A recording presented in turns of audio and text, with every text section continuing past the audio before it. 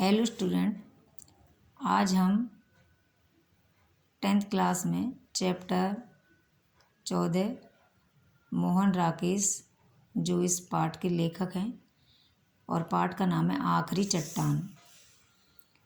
आखिरी चट्टान क्यों रखा गया है इसके बारे में इसको पढ़ने से पता चलेगा।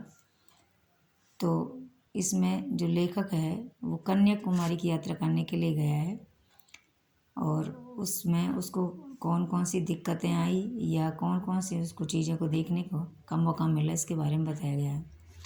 सबसे पहले हम इनके जीवन परिचय को देखते हैं। तो इनका जो जन्म है 1925 में हुआ है और मृत्यु है 1972 ईस्वी में। तो ये नई कहानी के लेखक हैं।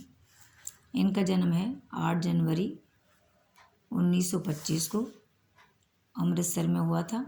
पंजाब विश्वविद्यालय से हिंदी और अंग्रेजी में इन्होंने एमए किया और उसके बाद है ये अपना जीवन चलाने के लिए कुछ वर्षों तक इन्होंने कमाने के लिए अध्यापन का कार्य किया है, पढ़ाने का कार्य किया है और इसके लिए भी लाहौर, मुंबई, शिमला, जालंधर आदि दिल्ली में भी रहे हैं। इसके अलावा इन्होंने एक पत्रिका का संपादन किया जिसका नाम है सारिका और इन्हें आषाढ़ का एक दिन और आधे अधूरे नाटक के लिए संगीत नाटक अकादमी ने इन्हें 1968 में सम्मानित किया है और 3 दिसंबर 1972 को उनकी मृत्यु हो गई है। इनकी जो रचनाएं हैं उनके नाम हैं उपन्यासों में अंधेरे बंद कमरे में, अंतराल, नया आने वाला कल।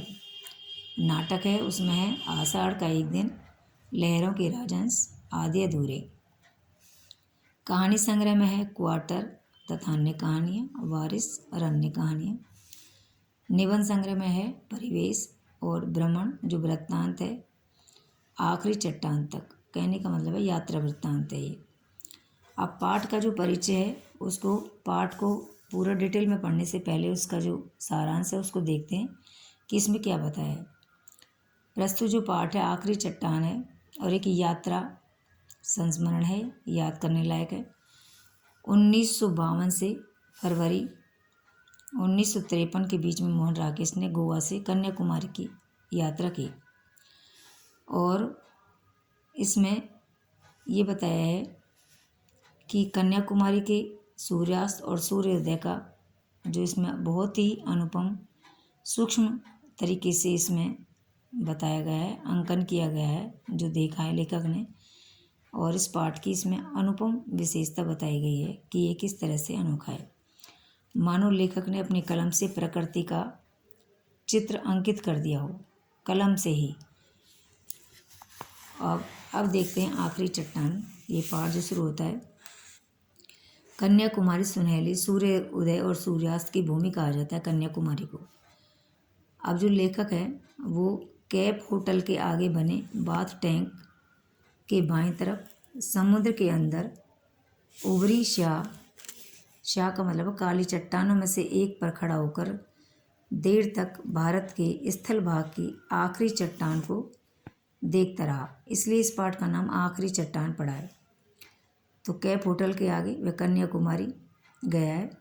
पृष्ठभूमि में कन्याकुमारी के मंदिर की लाल और सफ़ेद लकीरें चमक रही हैं। उसके अलावा अरब सागर, हिंद महासागर, बंगाल की खाड़ी, इन तीनों की संगम स्थल सी व समाधि है, चट्टान है जिस पर कभी स्वामी विवेकानंद ने समाधि लगाई थी।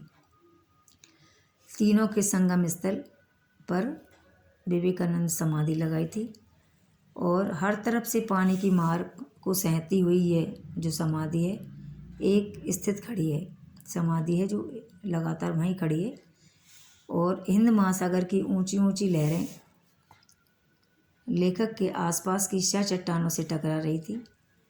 तो लेखक कह रहा है कि बल खाती लहरें रास्ते की नुकीली चट्टानों से कटती हुई आती थी जिससे उनके ऊपर चूरा बूंदों की जालियां बन जाती थी। चूरा जो बूंदों की जालियां होती हैं वो पानी जैसे ही आता है तो उसमें जो उसके पानी की जो मार पड़ती है उससे कंकर उसमें से थोड़े थोड़े से जो है बजरी जैसी टाइप से निकल जाती है, तो पानी की बूंदें उसमें जाली जैसी बन जाती है। तो लेखक कह रहा है कि मैं देख रहा था, अपनी पूरी चेतना से महसूस कर रहा था शक्ति के विस्तार को और विस्तार की शक्ति को, मतलब दूर तक अपनी नज़र से देखता ही रहा। तीनों तरफ से क्षितिज तक पानी ही पानी था। ऐसा लग रहा था कि आकाश और जो समुद्र है वो सब एक ही मिल रहा है। फिर भी सामने का क्षितिज हिंद महासागर का अपेक्षा अधिक दूर और अधिक गहरा जान पड़ता था। ऐसा लगता था कि आगे कहीं दुनिया ही नहीं है, मतलब पानी ही पानी है। लगता था कि उस ओर दूसरा छोर है ही नहीं। तीनों ओर के क्षितिज को आंखों में समेटता मैं कुछ देर उसको भूला रहा कि मैं हूँ और एक जीवित व्यक्ति, दूर से आया हुआ यात्री, एक दर्शक है और देख रहा है। उस दृश्य के बीच में जैसे दृश्य का एक हिस्सा बनकर खड़ा रहा। बड़ी बड़ी चट्टानों के बीच एक छोटी सी चट्टान जब अपना होश हुआ, अपना एक हिस्सा बनकर खड़ा रहा। बड़ी बड़ी चट्टानों के बीच एक छोटी सी चट्टान आ रही। जब होश हुआ तो देखा कि मेरी चट्टान भी तब तक आगे बढ़ते पानी में काफ़ी गिर गई थी। मेरा पूरा शरीर सिहर उठा, काँप उठा। मैंने एक नज़र फिर सामने की उमड़ते हुए विस्तार पर डाली, जो पानी का फैलाव था। पास की एक सुरक्षित चट्टान पर कूदकर दूसरी चट्टानों से होता हुआ किनारे पर पहुंच गया। Thank you.